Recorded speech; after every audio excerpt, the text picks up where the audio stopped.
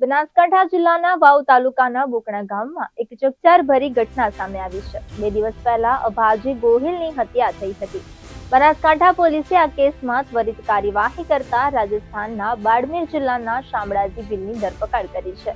પોલીસે આરોપીની ધરપકડ કરીને કોર્ટમાં રજૂ કરવાની કાર્યવાહી શરૂ કરી છે। જિલ્લા પોલીસ અધિક્ષકે જણાવ્યું કે બોકણા ગામે અભાજી ગોહિલની કોઈ અજાણ્યા શખ્સોએ ગા મારીને હત્યા કરેલ છે, જેની પોલીસને જાણ થતાં પોલીસ તાત્કાલિક ઘટના સ્થળે પહોંચી જાય છે અને તમામ એજન્સીઓને જાણ કરવામાં આવે છે। પોલીસને તપાસ કરતા જાણવા મળે છે કે તેમના ભાગિયા તરીકે કામ કરતો શામળાજી ભીલ જે રાજસ્થાનના બાડમેર જિલ્લાનો વતની છે, જે ઘણા લાંબા સમયથી ભાગ્યા તરીકે કામ કરતા હતા, તેઓ દ્વારા તેમની હત્યા કરવામાં આવી હતી। પોલીસે અલગ અલગ જગ્યાએ નાકાબંધી કરી આરોપીને પોલીસે પકડી પાડ્યો છે।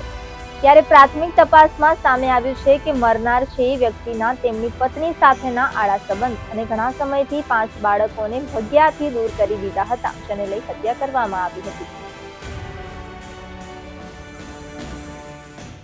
ગઈકાલે તારીખ 12/8/2025 ના રોજ વાવ પોલીસ સ્ટેશન ખાતે જાણ થાય છે કે વહેલી સવારમાં બુકાણા ગામે અભાજી સુજાજી ગોહિલની કોઈ અજાણ્યા શખ્સોએ ઘા મારી અને હત્યા કરેલી છે। આ બનાવની જાણ થતાં જ અમારી લોકલ પોલીસ અને અહીંના એસટીપીઓ દ્વારા બનાવની વિઝિટ કરવામાં આવે છે। તાત્કાલિક તમામ એજન્સીઓને જાણ કરવામાં આવે છે। અમારી એફએસએલની ટીમ અને ત્યારબાદ જે છે એલસીબી એસઓજી દ્વારા પણ આ અંગે ઊંડી તપાસ કરવામાં આવે છે।